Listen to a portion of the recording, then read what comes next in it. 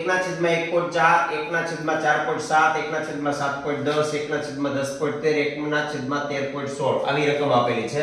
તો આ રકમમાં જો તો કોમન શું છે તો કે આ બધામાં ડિફરન્સ 3 નો છે. બરાબર, જે રકમ આપેલી છે એમાં ડિફરન્સ કેટલો છે? 3 નો ડિફરન્સ આપેલો છે. દરેક રકમ 1 થી શરૂ થાય તો આપણે ડિફરન્સ ને પહેલા બહાર લઈ લઈએ તો 1/3 બહાર નીકળી ગયા.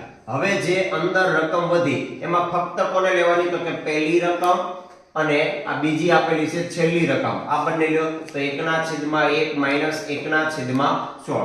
આને આપણે સોલ્વ કરીએ 1/3 16 અહીંયા જશે એટલે 16 ઓછા 1 અહીંયા જશે છેદમાં 16 એકા 16. બરાબર, તો 1/3 ગુણ્યા 16 ઓછા એટલે જવાબ આવ્યો 15/16. ભાગ શું ઉડશે?